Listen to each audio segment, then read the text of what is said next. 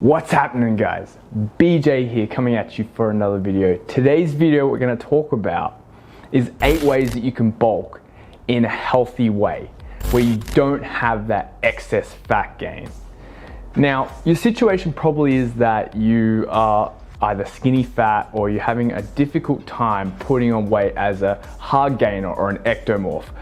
In this video, I'm going to outline 8 ways for you to do this in a healthy way where you don't put on excess amounts of fat, but you actually hit your protein target and you put on that mass and get swole AF. Let's do it.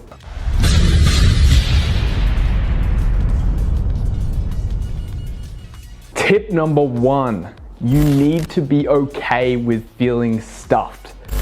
When I first started back in 2010, I went straight towards the wrong option, which is mass gainer protein shakes, which whilst I was told by the supplement gurus and all of the GNC supplement workers that it was the best option, what you gotta understand is that the feeling of being stuffed is a lot better when you have high quality carbohydrates, proteins and fats, which hold you over for a longer period of time, instead of just going for that instantaneous fast food that is, easily digestible, highly palatable foods. And it does make you feel stuffed, but it still is what they call empty calories, right? So you're actually not getting to the desired calorie target often. And as a hard gainer, you got to understand that if you're not hitting your calorie target for the day, and you don't do that consistently, you will not change your set point or your current weight. So it's absolutely vital that you get the right nutrients, like thinking about things like broccoli, yams, oatmeal, like these high quality lean meats, high quality, even if you're a vegan or a vegetarian, like your eggs, getting the yogurts, like having the foods that are going to move the needle when it comes to getting the type of growth that you want. The second tip I have to give you guys is being okay with your relationship with carbs.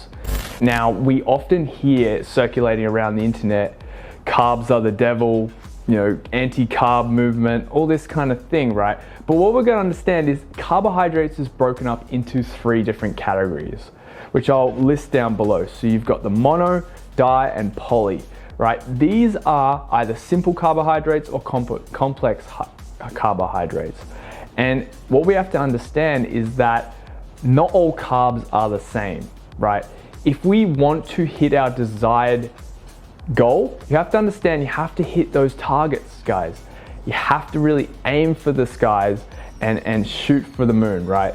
Otherwise, you just pissing in the wind and you're not going to get the type of result that you want. So I encourage you, if you are a ketogenic zealot or you are anti-carbs, you are going to struggle immensely to hit your desired weight goal. You really need to love carbs, learn to love carbs. They are not that bad for you. Don't believe the hype. Now, tip number 3, we have to understand is that carbohydrates fuel your workouts. If you find that you've hit a strength plateau in your workouts, it's mainly because you're not fueling your body with enough glucose to then provide the amount of energy to create the force output that you need in the gym to put on muscle mass and become stronger, have more power, and grow to the size that you need to. What we have to understand too is that carbohydrates have a thing called a protein sparing effect. So what that means is once you throughout the day, you're going to break down muscle. It's just a natural thing. You're in catabolism because you're not eating. Whereas when you have carbohydrates, they actually preserve your muscle, right? Not only that, but you have to understand that when you eat carbohydrates, it actually decreases your cortisol and your stress levels. You know that really satisfying feeling after you have like a bowl of rice or a bowl of pasta? Well, that is exactly what I'm talking about. If you hit those type of carbohydrates goals, you're going to feel satisfied for longer. And this is going to help your workouts. It's going to help you increase and move the needle on your weight goal. And it's going to generally improve your mood and make you more motivated to want to go to workout. And not only that, you've heard of carb coma. well, it actually helps you go to sleep as well. Usually rule of thumb I aim for is 4 to 7 grams of carbohydrates per kilogram of body weight. I know it may seem like a lot, but what we have to understand, we all have different metabolisms. We all have different types of ways that we burn food. Some people have a slower metabolism, other people have faster metabolism. You have to find what works for you. There's no one size fits all. There's no, you can't paint everyone with the same brush. We have to really analyze who you are and see what moves the needle. Now, tip number 4 is adding a protein shake homemade to your calories for the day. What we have to understand is that you can get 500 to 1,000 calories in just a drink, right? It's not the best type of calories, because what we have to understand is when you actually eat like food, you are masticating, not masturbating. Basically what that is you're breaking down the food, right, with your teeth, and then it's breaking down your body. You're actually producing more digestive juices to then create and promote growth.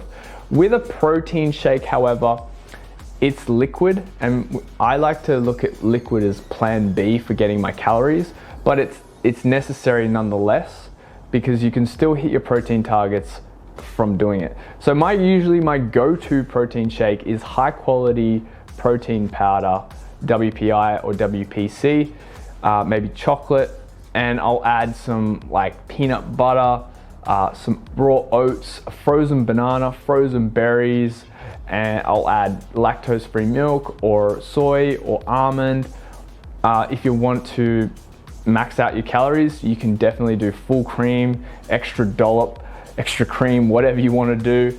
It's your prerogative, but as long as it tastes nice, right? It actually tastes amazing, to be honest. And it's going to help you keep that target in mind, right? Because you can literally have 1,000 calories in a drink, right? And you're already a quarter of the way to your protein target goal for the day. Now, tip number 5 is whole food is more of a superior option to supplementation. As I alluded to before, that whole food, so having like a steak with veg or some rice, is way more superior than just having, protein shake in a shaker, right? We have to understand is that your body's going to start to release more enzymes and hormones which promote muscle growth. So muscle protein synthesis, your growth hormone, your testosterone boosting way to do that is through whole foods, right? I always like to look at protein powder or any form of supplementation as a plan B, right? As a supplement to my main source of resources, right? So make sure that we can't always get a chicken breast on the go. So protein shakes are always a good option. But just know that yields not as an effective result as, say, if you were to sit down and have a meal. Now, tip number 6 is meal frequency and meal timing. Now, people seem to think that they can bulk up on intermittent fasting, right? You can do a 16-8, and I actually made another video on intermittent fasting, so you want to check that out here. But understand that with meal frequency and timing is that you can have a meal once every 3 to 4 hours. And what this does is it puts you in a positive nitrogen balance, which enables you to be less catabolic and more anabolic, where you are stimulating that muscle protein synthesis and preventing that breakdown. Beware that you need leucine in your blood, which has the anabolic effect, which is one of the most effective amino acids in the body, and having that in your blood is going to enable that growth that you're looking for. Now, tip number 7, guys, is having a big breakfast meal. Some people like to have breakfast in the morning, others don't. But if you're on a bulk, remember you have to keep your eyes on the prize.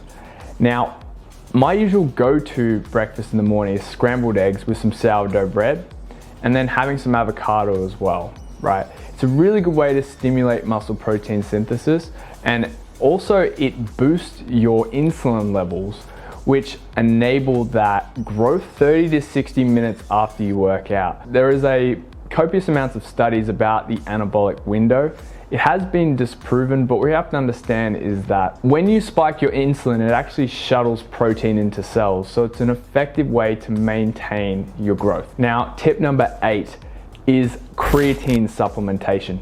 Now, creatine is one of the most highly appraised, highest research supplements in your arsenal. So supplementing it 20 to 30 grams 3 to 4 times a week is actually proven to increase muscle strength and even forms of endurance and stamina-based cardio. It is one of the most effective ways to become stronger, bigger, maintain leaner posture, and even improves cognition and memory. So if you aren't supplementing this, you are ridiculous. Get out. No, if you are not using creatine, you are not living, because it is the holy grail of improving your strength output so then you can get swole, which is always your goal. So that's it, guys. Those are my 8 tips in order for you to improve your lean bulking ability. If you guys like this video, smash that like button. And if you haven't subscribed yet to the family, join the BJF tribe. If you'd like to see any other types of videos in the future, chuck some comments down below. But as always, guys, be a better version of yourselves and peace out.